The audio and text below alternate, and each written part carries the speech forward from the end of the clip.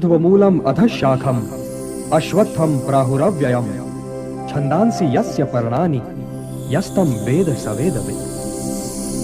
हे पार्थ, ये संसार तो मानो पीपल का वृक्ष है जिसकी जड़ें ऊपर की ओर हैं और शाखाएं नीचे की ओर। वेद इसी वृक्ष के पत्ते हैं। जो ये जानता है वो ये समझो पार्थ कि वेदों का अर्थ भी जानता है। दाता के पास में वो ज्ञान नहीं था। जब कह रहा है उस तत्वदर्शी संतों के पास जा, उस ज्ञान को तो तत्वदर्शी ज्ञानियों के पास जाकर समझ, उनको भली भांति दंडवत प्रणाम करके उनकी सेवा करने से और कपट भाव छोड़कर, मन में दुविधा रहती है ना, उसे छोड़ के सरलता पूर्वक प्रसन्न करने से वे परमात्म तत्व को भलीभांति जानने वाले ज्ञानी महात्मा तुझे उस परमात्म तत्व का उपदेश देंगे। फिर हमें क्या आगे बता रहा है, हमें शास्त्र विधि के अनुसार ही करना है। शास्त्र विधि के अनुसार ही करने से हमारा कल्याण हो सकता है। अब देखो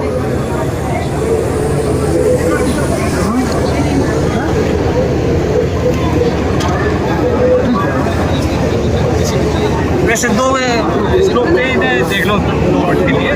देखो जल्दबाजी है तो जा सकते हैं, कोई बात नहीं है।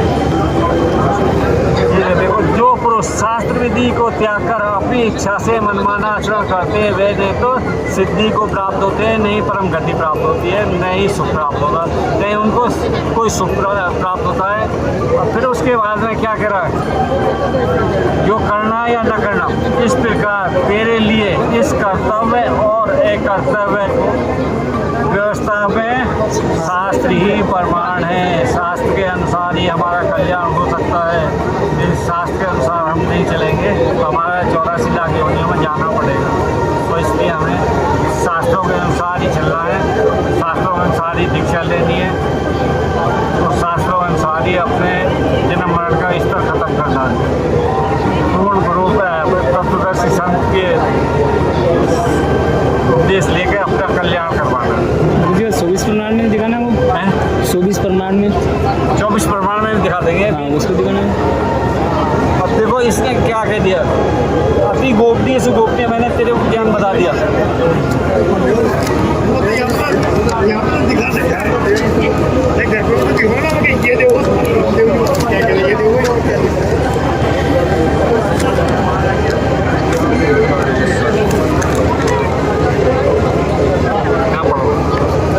इस प्रकार गोपनीय से अति गोपनीय, जो उसके अंदर छिपा हुआ राज था, इस प्रकार गोपनीय से अति गोपनीय ज्ञान मैंने तुझे कह दिया। अब तू इस रहस्य युक्त ज्ञान को पूर्णतः भली भांति विचार कर, जैसा चाहता रक्षा कर। यदि 84 लाख जोड़ियों में जाना चाहता है, 84 जोड़ियों में तैयार हो जा, और नहीं तो उस परमात्मा की शरण में चला जा। तो देखो, जानबूझ साची तजय करे झूठे सुने, ऐसी संगत दे प्रभु सपन में ना दे। यदि हमें जानबूझ के उस गड्ढे में जा रहे हैं तो वो तो देखो बुद्धिजीवी नहीं है। घर में आग लगी है और केविन में कुआं खोद के पानी बुझा दूंगा, तो ऐसा भी काम नहीं हो सकता। तो इसलिए हमें शास्त्रों के अनुसार ही कार्य करना है, शास्त्र के अनुसार ही अपनी भक्ति करनी है।